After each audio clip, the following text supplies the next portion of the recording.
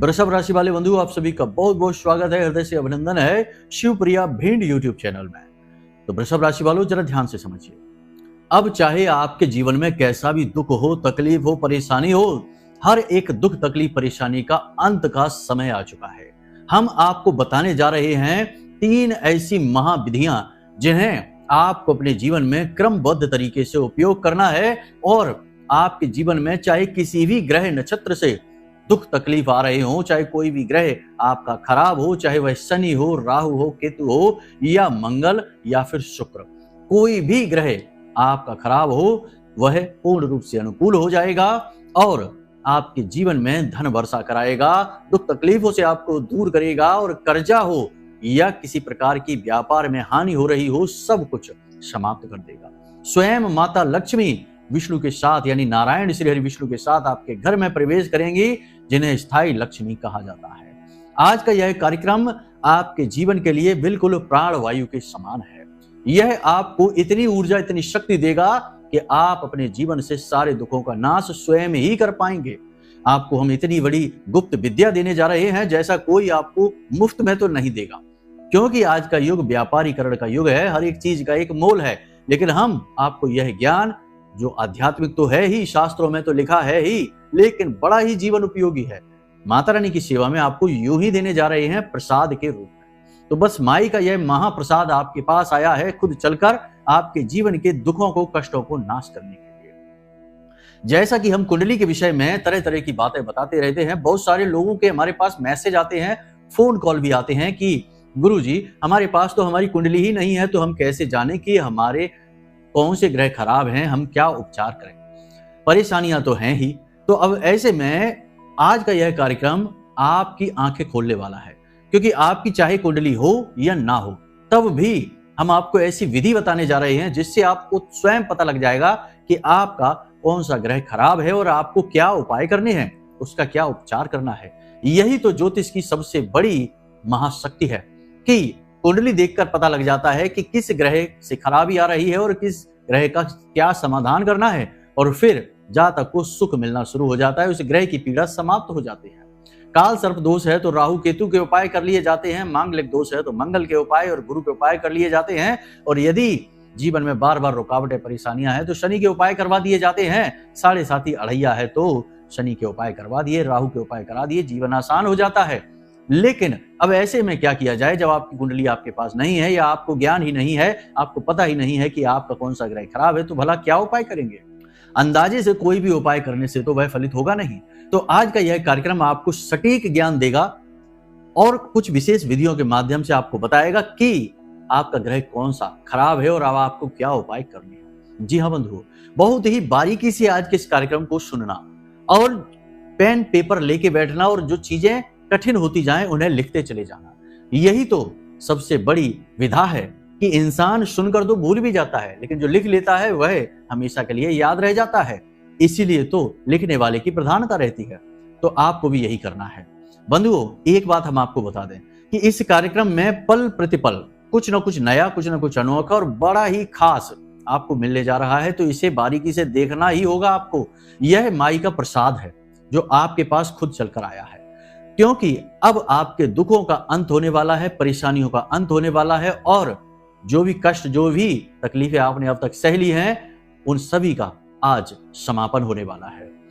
ग्रहों के राशि परिवर्तन हो चुके हैं, गुरु अतिचारी चल रहे हैं, सूर्य देवता ने राशि परिवर्तन कर ही लिया है। 15 तारीख को राहु का भी राशि परिवर्तन हो चुका है। अब राहु केतु के इस परिवर्तन का और अन्य ग्रहों के राशि परिवर्तनों का आपके ऊपर अलग अलग तरीके से प्रभाव पड़ रहा है, लेकिन लोग कंफ्यूज हैं, समझ ही नहीं पा रहे हैं कि अच्छा प्रभाव है कि बुरा प्रभाव है, समझ नहीं आ रहा है, क्योंकि हर व्यक्ति तो ज्योतिष नहीं है, तो भला कैसे जानेगा। तो बस इसी बात का समाधान हमने बड़ा सोच विचार करके आपके प्रश्नों के आधार पर, आपकी तकलीफों के आधार पर इस कार्यक्रम को बनाया है। उम्मीद बस इतनी सी है कि आप इस कार्यक्रम को अंत तक देखना, तो हमारी मेहनत तो सफल हो ही जाएगी, महामाई की कृपा और आशीर्वाद भी आप तक पहुंचेगा। बस यही हमारा प्रयास है। तो चलिए, उम्मीद करते हैं कि आप हमारी बातों को समझ रहे हैं, कार्यक्रम में अंत तक जरूर ठहरेंगे, क्योंकि अब ज्ञान की बरसात होगी, हर एक बूंद में ज्ञान भरा होगा। तो अब आपको ऐसे में अंत तक रुकना ही होगा, यह आपका धर्म है। तो चलिए, महामाई को याद करते हुए जयकारा लगाते हैं। कमेंट बॉक्स में लिख डालिए, जय मां भद्रकाली कृपा करो। महामाई निश्चित तौर पर आपके ऊपर कृपा कर ही चुकी है, तभी तो यह कार्यक्रम विशेष गूढ़ ज्ञान को लेकर आपके पास आ गया है। अब माई के लिए और सम्मान व्यक्त करिए, भाव व्यक्त करिए और लिख डालिए कमेंट बॉक्स में कि मैं भी माई के परिवार का हिस्सा हूं। याद रखना कि यह जो कार्यक्रम है यह माई के धाम से प्रसारित हो रहा है और इस कार्यक्रम में बताई गई हर एक बात की जिम्मेदारी हम स्वयं लेते हैं। ये बातें आजमाई हुई हैं और पूर्ण रूप से फलित हैं। इन बातों को आप अपने जीवन में बिल्कुल बेहिचक प्रयोग करिए और आनंद प्राप्त करिए। तो चलिए बंधुओं, अब अपने मूल विषय को शुरू करते हैं। प्यारे मित्रों, हमारे अत्यंत प्रिय और परम पूज्य अमिताचार्य जी के पास माँ बगलामुखी और माँ भद्रकाली की साधनाओं का वर्षों का अनुभव है और माता रानी की इनके ऊपर पूर्ण कृपा और सिद्धि है। आचार्य जी ने अपने सटीक कुंडली विश्लेषण और श्रेष्ठतम उपायों के माध्यम से हजारों लोगों के जीवन को खुशियों से भरा है। आचार्य जी का कुंडली विश्लेषण और उपाय करवाने का तरीका इतना अद्भुत है कि जीवन के हर एक दुख और कष्ट का कारण जड़ से ही समाप्त हो जाता है। फिर समस्या चाहे जैसी भी हो, कर्जा बहुत बढ़ गया हो, व्यापार चल नहीं रहा हो, बीमारियों में आप बर्बाद हो चुके हो, रिश्तों में प्रेम समाप्त हो चुका हो, या फिर नौकरी ही ना मिल रही हो, विवाह में देरी होती हो, कैसी भी समस्या हो, इन समस्याओं का कारण क्या है, कौन सी महादशा परेशान कर रही है, कौन सा दोष लगा हुआ है, सब कुछ आचार्य जी इतना सटीक बताते हैं कि वर्षों वर्ष के दुख कुछ ही दिनों में समाप्त हो जाते हैं। अगर आपके जीवन में भी कोई ऐसी संकट की घड़ी है तो यही सही समय है जब आप पूज्य आचार्य जी के हाथों से अपनी कुंडली का विश्लेषण करवाएं और वर्षों से चल रहे दुखों और संकटों के इस चक्र से बाहर निकल जाए। प्यारे मित्रों, अभी वीडियो में दिए गए नंबरों पर फोन करिए और अपनी कुंडली का श्रेष्ठतम आकलन करवा डालिए। जिंदगी बदलने का ये सबसे बड़ा मौका हाथ से मत जाने दीजिएगा। जय माई की। महामाई आपका कल्याण करे। टेंशन, परेशानी, तनाव आते ही क्यों हैं? क्यों? किसी के जीवन में धन को लेकर समस्या है, किसी के जीवन में क्लेश रहता है, किसी के जीवन में बीमारियां बनी रहती हैं। हर एक परेशानी का कहीं ना कहीं स्रोत होता है और स्रोत है वह ग्रह जिस ग्रह से वे परेशानियां जनित हो रही हैं, उत्पन्न हो रही हैं। आज इसी के विषय में आपको थोड़ा थोड़ा ज्ञान देंगे, फिर आपको बताएंगे वे बहुत ही शक्तिशाली लेकिन बेहद गुप्त विधियां जिन्हें ज्योतिषी चुपचाप करवाते हैं लोगों से, ताकि सटीक आकलन हो सके और पता चल सके कि सचमुच में खराबी किस ग्रह से आ रही है। तो अब ध्यान से सुनिए। नौकरी करने वालों के लिए बार बार नौकरी में स्थायी नहीं हो पा रहे, बार बार नौकरी बदलनी पड़ रही है। जहां काम करते हैं वहां काम की कोई इज्जत नहीं है, आपकी भी कोई इज्जत नहीं है। आपसे लोग काम तो करवा लेते हैं लेकिन आपको महत्व नहीं देते, आपको क्रेडिट नहीं देते, वैल्यू नहीं देते हैं। दूसरा कि पैसा आपके पास अटक अटक के आता है। मान लो कि आपके काम के ही हैं 10,000 रुपए, लेकिन पूरे 10,000 नहीं मिलेंगे, 5,000 मिल जाएंगे, 4,000 मिल जाएंगे, फिर थोड़े मिलेंगे, फिर थोड़े। आपकी ही मेहनत का पैसा आपके पास एक बार में नहीं आता। पिता के साथ आपकी बनती नहीं है, किसी न किसी बात को लेकर पिता के साथ वैचारिक मतभेद बना ही रहता है, कभी कभी तो झगड़ा और विवाद भी हो जाता है। ये सारे संकेत हैं कि आपका सूर्य खराब है, इसे अनुकूल करने की आवश्यकता है। ठीक इसके विपरीत आपके मन में उथल पुथल बनी रहती है, मन में किसी बात को लेकर डर बना रहता है, सोचते बहुत ज्यादा हैं और सोचते सोचते लगातार नींद से दूर हो जाते हैं, यानी नींद लेने में परेशानी आती है, तनाव बहुत अधिक बढ़ जाता है और कभी कभी अपने आप को घात करने वाले ही विचार मन में आने लगते हैं कि अब तो जीवन बेकार है, कोई मतलब का नहीं है, क्या करेंगे यहां रहकर। इस तरीके के गलत विचार मन में आने लगते हैं, स्वयं के लिए ही हीन भावना भरने लगती है मन में और मां के साथ रिश्ता अच्छा नहीं रह पाता। आपका चंद्रमा खराब है, इसे दुरुस्त करना पड़ेगा। ये तो सिर्फ हम संकेत बता रहे हैं, अभी हम आपको विधि भी बताएंगे जिससे आपको तुरंत पता लग जाएगा। तो वहां तक भी आपको चलना है, धैर्य के साथ सारी बात सुननी है। ठीक इसी प्रकार बात बात पर गुस्सा आ जाता है, जरा सी बात पर भड़क उठते हैं, किसी ने कुछ कह दिया तो सहन ही नहीं होता, सहन शक्ति कमजोर हो चुकी है, योजनाएं सारी असफल हो रही हैं और जल्दी जल्दी बीमार हो रहे हैं और त्वचा और खून से जुड़े हुए विकार उत्पन्न हो रहे हैं। आपका मंगल खराब है, इसे ठीक करना होगा। इसी प्रकार कोई भी काम धंधा व्यापार है वो शुरू ही नहीं कर पाते हैं, बस योजना बंदी रहती है, काम आगे टलता रहता है, शुरू नहीं हो पाता। शुरू अगर एक बार हो भी गया तो आगे नहीं बढ़ पाता, किसी न किसी बात को लेकर अटक जाते हैं, रुक जाते हैं। साथ ही साथ आप अपने मन की बात किसी से कह नहीं पाते हैं, कहना कुछ और चाहते हैं और कह कुछ और ही देते हैं, या आपकी कही हुई बातों का लोग कुछ और ही मतलब निकाल लेते हैं। आपने तो अच्छी भली बात बोली किसी से, लेकिन लोगों ने उसका उल्टा सीधा मतलब निकाल कर कुछ का कुछ बना दिया। या फिर आपके लिए फैसले बार बार गलत साबित हो जाते हैं। आपका बुद्ध खराब है, इसे दुरुस्त करना पड़ेगा। इसी प्रकार संतान की तरफ से बड़ी पीड़ा है, संतान सुनती नहीं है, या संतान प्राप्त ही नहीं हो पा रही है, या फिर संतान किसी न किसी प्रकार से रोग से ग्रसित रहती है, और परिवार में भी पति पत्नी के बीच विवाद रहता है। पैसे को लेकर हर बार बात बिगड़ जाती है। कितना ही संतुलन बनाने की कोशिश आप करें, लेकिन तब भी पैसा बीच में आ ही जाता है और रिश्ता खराब हो ही जाता है। आपका गुरु खराब है, इसे दुरुस्त करना पड़ेगा। पैसे को लेकर हमेशा जेब खाली रहती है, कमाते चाहे कितना भी हो, लेकिन जेब में रुक बिल्कुल भी नहीं पाता है। पहली चीज तो पैसा कमाने में ही बड़ा भारी संघर्ष करना पड़ता है। कमा लिया तो पैसा रुकता नहीं है, आया एक तरफ से दूसरी तरफ से निकल गया। कर्जा लगातार बना रहता है और अपनी जरूरतों को पूरी करने के लिए पैसा हमेशा कम पड़ता रहता है। आपका शुक्र खराब है, इसे दुरुस्त करना पड़ेगा। हर काम देरी से होता है, अटक अटक के होता है, स्वास्थ्य भी खराब रहता है, जरा सा भी कुछ खा लिया पेट खराब हो जाता है।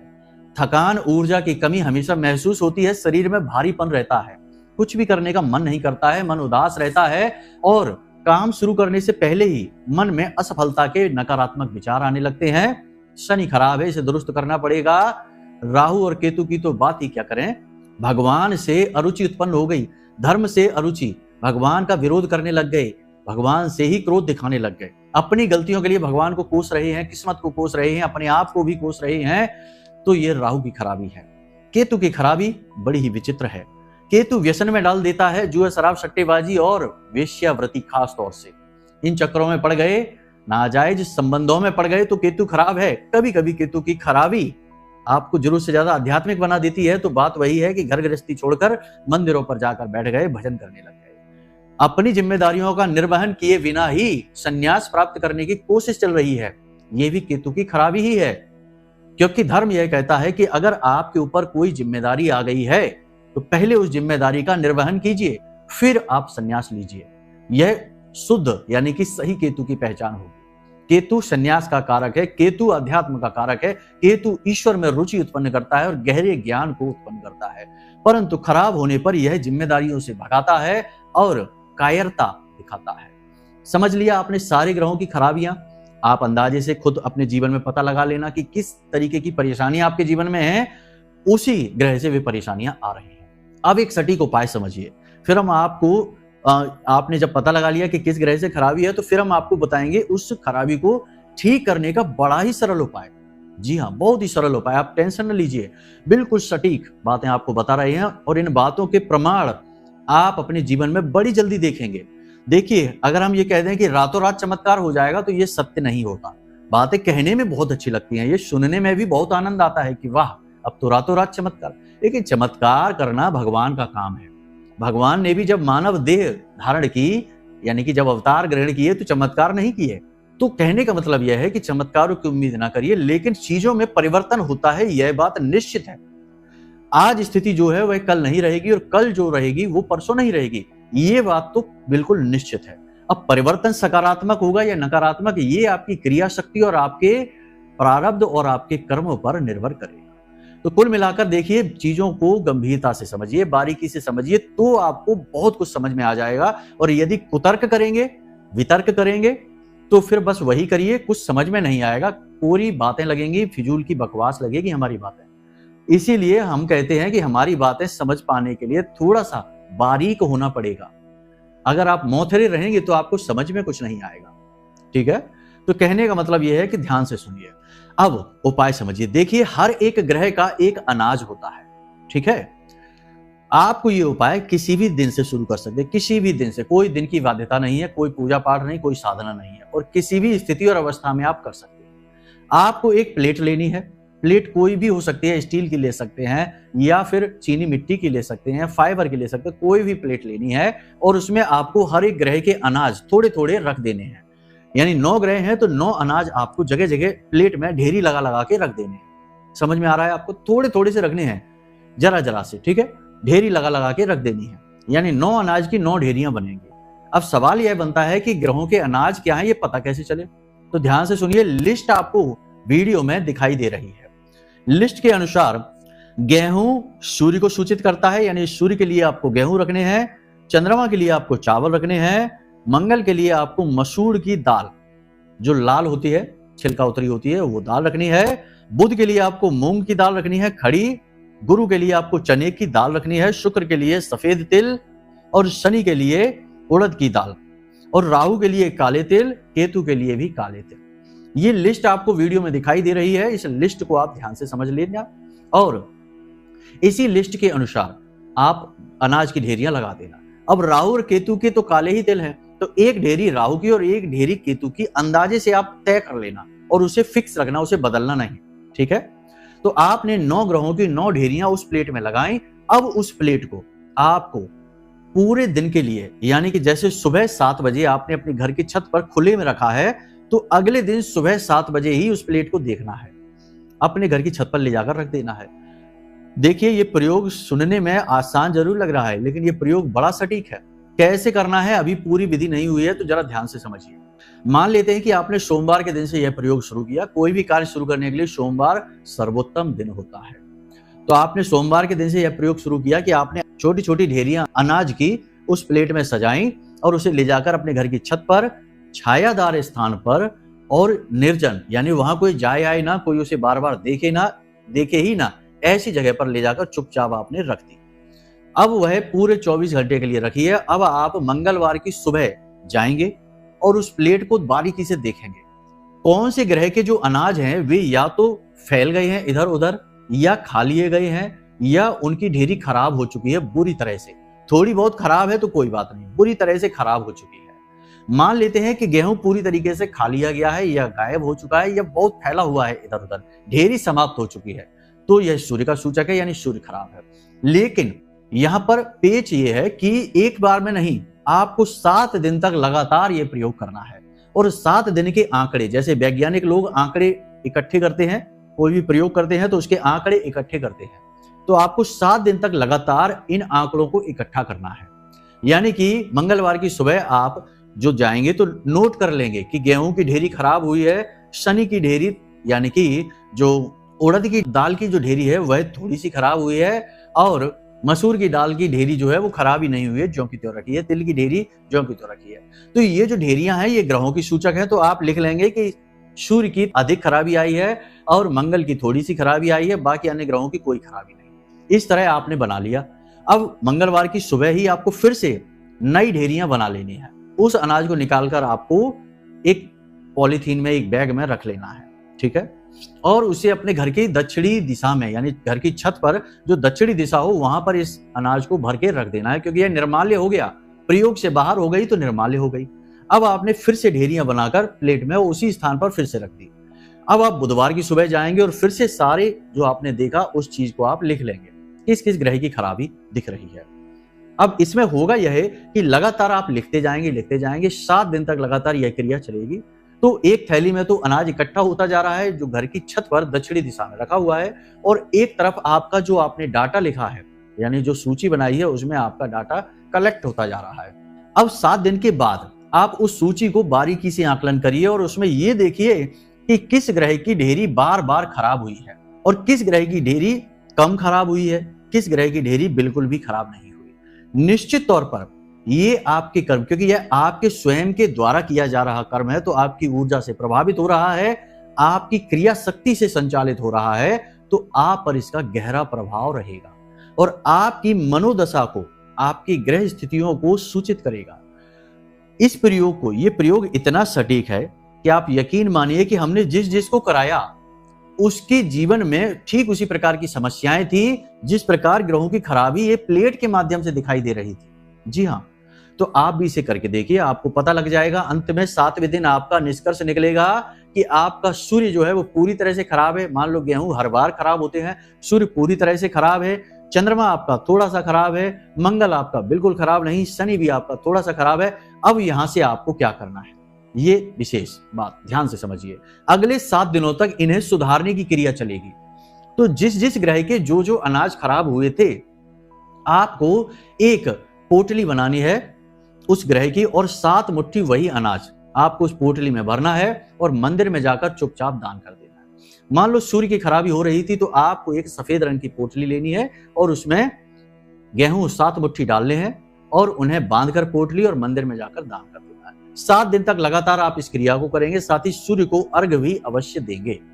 सूर्य को अर्घ्य देने का कार्य तो आपको बहुत लंबे समय तक करना होगा, कम से कम 6 महीने से 1 साल तक लगातार। तो आपको सूर्य देवता की कृपा भी प्राप्त हो जाएगी, खराबी दूर हो जाएगी। इसी प्रकार चंद्रमा यदि आपका थोड़ा बहुत खराब दिख रहा है तो आपको चावल यानी कि सफेद रंग की ही पोटली में आपको चावल 7 मुट्ठी भरने हैं और मंदिर में जाकर दान करने हैं। लगातार 7 दिनों तक यह दान आपका चलता रहेगा। इसी प्रकार आपने देखना है कि जिस भी ग्रह की खराबी आई है उसी ग्रह का अनाज 7 मुट्ठी आपको उसी ग्रह के रंग के कपड़े में रख देना है। अब मंगल की खराबी है तो लाल रंग का कपड़ा, शनि की खराबी है तो काले रंग का कपड़ा, राहु केतु की खराबी है तो फिर भूरे रंग का कपड़ा या नीले रंग का कपड़ा। और इसी प्रकार गुरु की खराबी आई है, चने की दाल बार बार खराब हुई है तो चने की दाल के लिए यानी गुरु के लिए पीले रंग का कपड़ा, बुध की खराबी के लिए हरे रंग का कपड़ा। बस इस प्रकार आपको ये उपाय करने हैं, यानी कि जैसे प्रयोग वैसा ही इससे उपाय शुरू हो जाता है, लेकिन बड़ा ही सटीक, बहुत ही शक्तिशाली। आप इस क्रिया को एक बार हमारे कहने से करके देखिए। 1-2 हफ्तों में आपको पूर्ण निष्कर्ष निकलेगा, आपका उपाय भी हो जाएगा 2 हफ्तों के अंदर अंदर, और एक चंद्र मास में यानी कि 27 दिनों में आपको इसका पूर्ण फल भी प्राप्त हो जाएगा। देखिए, कोई भी उपाय हम ज्योतिष में करते हैं, देखिए यदि वह देवी देवताओं की साधना से जुड़ा हुआ उपाय है तब तो उसके फल तुरंत मिलने लगते हैं, इंतजार करना ही नहीं है। आज आपने मंत्रोच्चारण किए और कल से ही परिणाम प्राप्त करिए। लेकिन यदि ग्रहों से जुड़े उपाय हैं तो इन उपायों के पूर्ण फल प्राप्त होने में 27 दिन यानी एक चंद्रमास का समय लग जाता है। इसमें कोई भी दो राय नहीं है, आप खूब करके देख लेना। लोग व्याकुल हो उठते हैं, 4 दिन कोई उपाय किया और बोलते हैं कि गुरुजी कुछ हो ही नहीं रहा है। तो ऐसे नहीं, नियम को समझिए, चंद्रमास का इंतजार करिए। एक चंद्रमास में आपको निष्कर्ष मिलेंगे, परिणाम मिलेंगे। ठीक है, यहां तक सारी बातें आपने समझ ली हैं। अब कुछ जरूरी बात है, जिन अनाजों का आप प्रयोग करेंगे उन अनाजों को आप बाजार से नए खरीद कर लाएंगे, आपके घर में जो रखे हैं उनका प्रयोग नहीं करेंगे, पहली चीज। दूसरी चीज कि इस प्रयोग के बारे में किसी से कोई चर्चा नहीं, किसी से कोई बात नहीं। घर के सदस्यों को आप बता सकते हैं जो आपके विश्वसनीय हैं।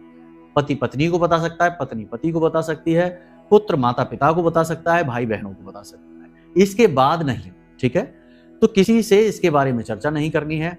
इसी के साथ साथ जब आप उपाय करना शुरू करेंगे यानी 7 मुट्ठी अन्न दान करेंगे मंदिर में जाकर, तो वह अन्न भी आप बाजार से लेकर ही आएंगे। कोशिश करें कि आपकी कमाई का पैसा उसमें लगे।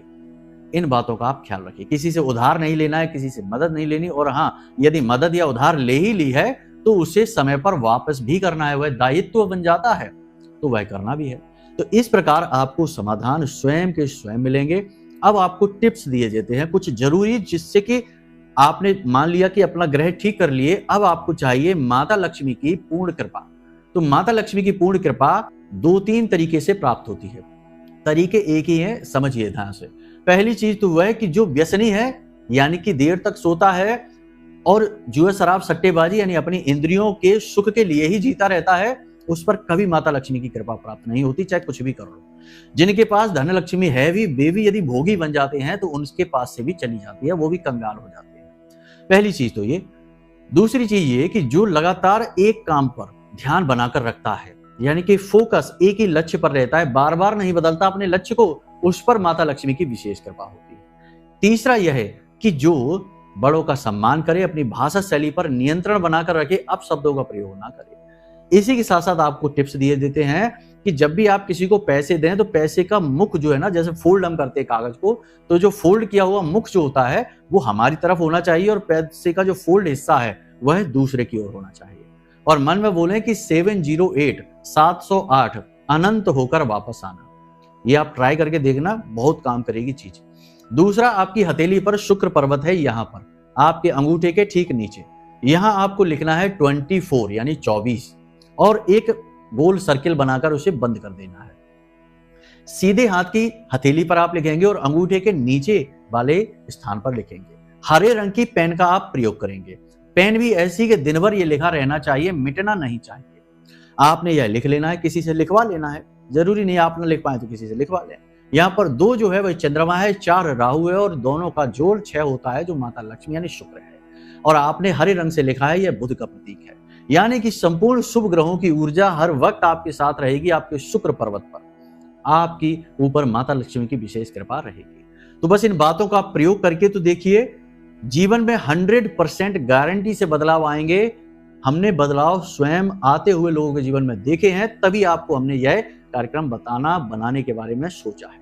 और फिर आपके प्रश्न भी आ रहे थे कि गुरुजी हमारे पास कुंडली नहीं है तो हम कैसे जाने कि हमारा कौन सा ग्रह खराब है। कुंडली ही नहीं है, चार्ट ही नहीं है, डिटेल ही नहीं पता है। अब भी यदि आपके पास डिटेल नहीं है, आपके पास कुंडली नहीं है, कुछ नहीं है, तब भी हमने जो नंबर वीडियो में दे रखे हैं, इन नंबरों पर एक बार फोन करके जानकारी लीजिए, तब भी आपकी कुंडली बन जाएगी। तरीके दूसरे हैं, उन दूसरे तरीकों को आजमाकर बनाई जाती है और बहुत सटीक रहती है। हमने बहुत लोगों की ऐसी कुंडली बनाई है जिनकी खुद की डिटेल नहीं है, लेकिन तब भी अन्य आंकड़ों के, अन्य विषयों के आधार पर हम कुंडली बनाते हैं। और यह पूर्ण रूप से ज्योतिषीय आंकलनों पर आधारित रहती है, नियमों के आधार पर ही होती है। तो एक बार फोन जरूर कर लेना, जिससे कि आपका सटीक आंकलन हो सके, क्योंकि समस्या आपकी है तो समाधान भी आपको ही प्राप्त होना चाहिए सटीक। ठीक है, तो उम्मीद करते हैं कि सारी बातें आपने समझ ली हैं। अब इन बातों का प्रयोग करेंगे और अपने जीवन को पूरी तरह से बदल पाएंगे। महामाई की कृपा आपको प्राप्त हो पाएगी। तो इसी के साथ साथ आज के इस कार्यक्रम को यहीं विराम देते हैं। हमेशा हंसते रहिए, मुस्कुराते रहिए, सकारात्मक रहिए, महामाई पर अपनी आस्था और विश्वास बनाकर रखिए, क्योंकि आपका उद्धार तो वहीं से होना है। तो प्रेम से बोलिए जय माई की। हमारे प्रिय और परम पूज्य आचार्य जी ने अपनी साधनाओं के अनुभवों पर आधारित शक्तिशाली उपाय और क्रियाओं के माध्यम से हजारों लोगों के जीवन को पूरी तरह से बदला है। आचार्य जी के द्वारा बताया गया हर एक उपाय इतना सटीक और कारगर होता है कि जो भी इसे पूरे भाव के साथ कर लेता है, उसे साक्षात महामाई की कृपा और आशीर्वाद प्राप्त हो जाती है। इसलिए निसंकोच इन उपायों को पूरे भाव के साथ करिए, आपका कल्याण होगा। जय माई की।